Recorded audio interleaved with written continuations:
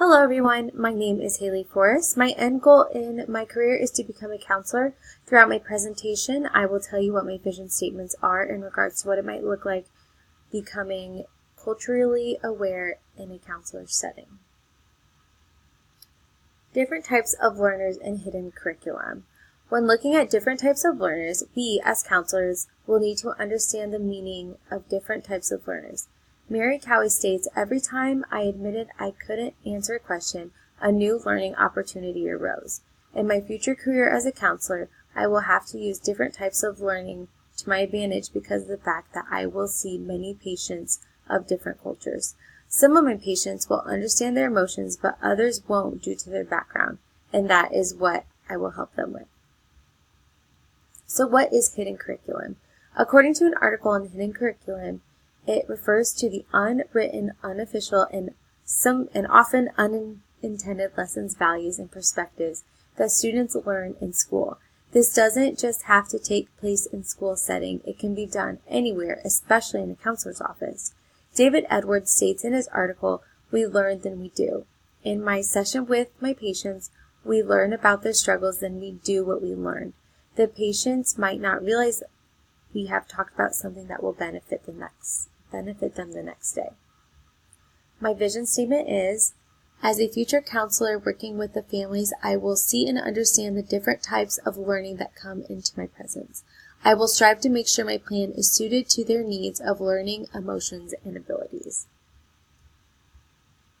Learning environment and the concept of space, place, and material culture.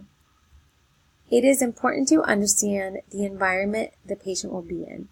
They need to feel comfortable and safe. Jacqueline Zabriskie states that research has shown by designing a more open and flexible space, a school can improve student engagement and reduce discipline problems. Even though it seems like a simple thing, the environment a child is in is crucial to their learning and development.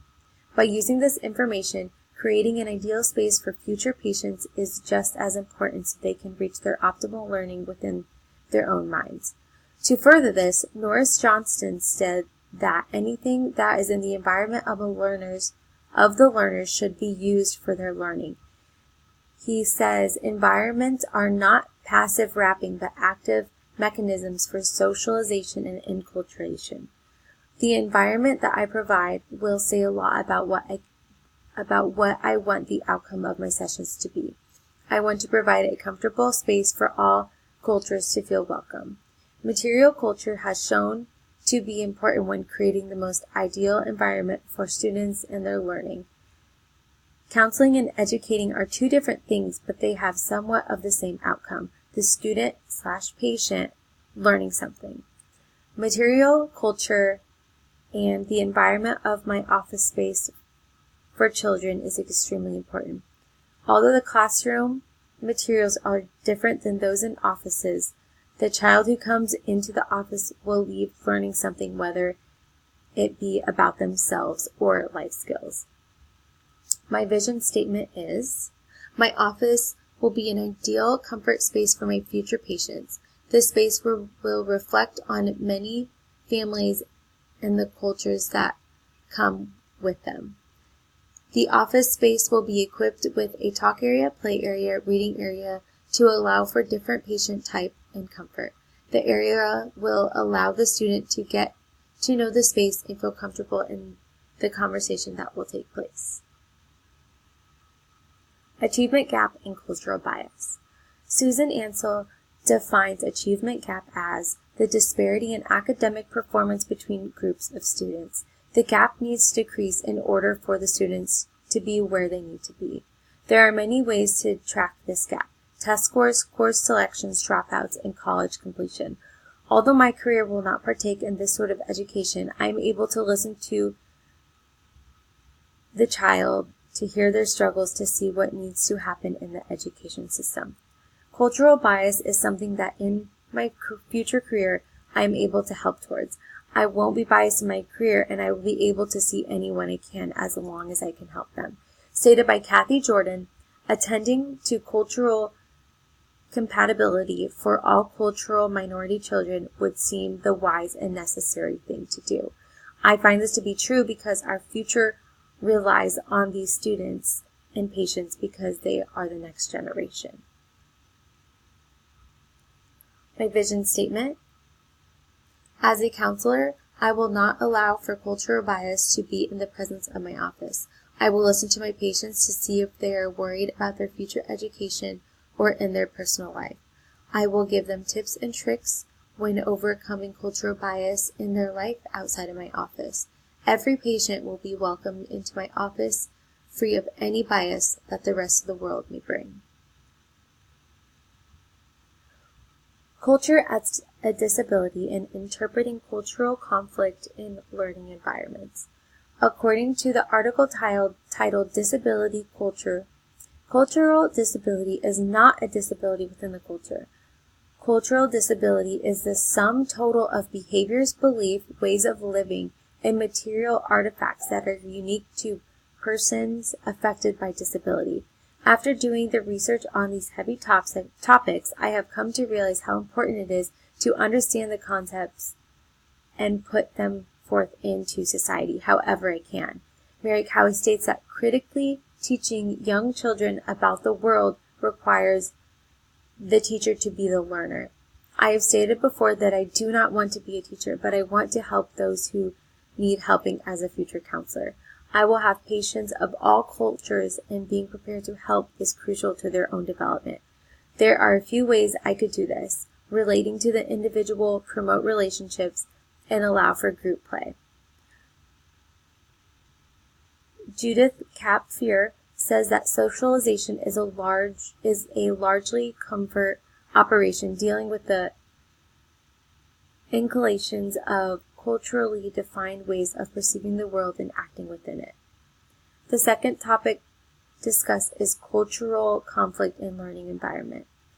Mary Cowie talks about how she was able to help cultural conflicts among her students, and it created her students to understand each other's backgrounds better. We see cultural conflicts all the time, whether it be on the news, on our social media platform, or conversations. Popular culture article states that mass culture is not just a space of amusement, but also a space where social values are formed and political views are shaped. Imagine having two patients of completely different backgrounds. I would do my best to understand each other's cultural background and provide my services for both, but completely different to one another. It comes with open-mindedness. When I am a counselor, there is only so much therapy that I can provide for a child if I am not open-minded. My vision statement is the different cultures that come into my office will be welcomed and understood. I will do research to learn about each culture that is different than mine, so I can be the best counselor. There will not be anything in my office that will create conflict in my patients' learning and understanding of themselves. Popular culture and core rituals. According to Tim Delaney, a professor at the State University of New York at Oswego, states that popular culture is generally recognized as the vernacular or people's culture that predominates in a society at any point in time. In the culture we live in today, pop culture is booming. One way that I can use pop culture in my office is by using pictures. In this society today, the pictures seem to be everything. We post them, share them, put them on the wall, spend time taking them. I like the idea that cartoons can be made for educational purposes. I imagine using cartoons to help my future patients to understand what they are feeling and how the characters help them. If we as future educators, teachers, or counselors learn to use these methods in our teaching, it will allow for our students to have a fun way of learning. Rituals are an important way for children to understand what needs to be done in day, but those routines can be altered. The concept of ritual as a necessary feature of identity and performance of all classroom discourse. Roger Nunn goes on to say that terms of identity, it concerns everyone and is arguably necessary, meaningful, and symbolic. In terms of performance, Rituals refer to regular, not single performances. If you get out of your routine, that is okay, but rituals are the items that the patient may need. If they come into my office, our ritual might first be a hug, then to read 5 minutes, then to sit and talk. We need that ritual to get in the mindset of what we may need to talk about. My vision statement is, in my office there will be many ways that popular culture will be used. I will have cartoons for my patients to understand their emotions along with understanding other people's emotions and cultures. There will be core rituals in my office to allow for my patient to find a positive meaning in their session. Culturally responsive teaching. Geneva Gay says that cultural responsive teaching is using the cultural characteristics, experiences, and perspectives of ethnically diverse students as conduits for teaching them more effectively. I find this area to be a bit tricky to use in a counseling setting, but there are many areas that I can. Culturally responsive teaching can be broken down into 5 dimensions. Dr. James Banks says the 5 are content integration,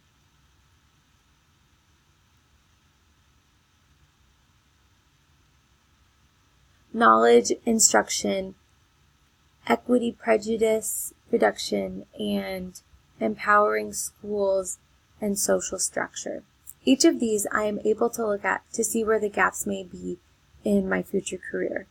I will need to make sure there is integration with my sessions among my peers. I will allow to help my patients further their understanding in what we talk about. I will change my methods if it is not working. There will be no prejudice in my office, and I will strive to make sure there is none in the office I work in. Lastly, I will empower my fellow colleagues to do the same as I and make sure that we are being aware of cultures and responding in the way that we should.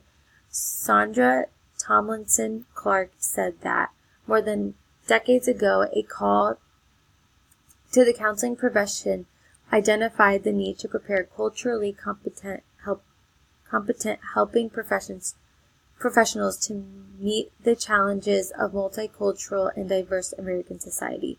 I plan to meet the challenges of multicultural and diverse American society. My vision statement: as a future counselor, understanding culturally responsive teaching is required for me to know and use along with my peers. I will use the 5 dimensions in my day-to-day life to make sure all my patients and peers. Although I will not be a teacher, I will use these methods to make sure my peers are using culturally responsive methods in their office. Each patient will feel comfortable and welcome in the environment where they will learn about themselves and others. Thank you so much for watching. I hope this was informative to you and will help with your understanding of culture in our counseling system and society.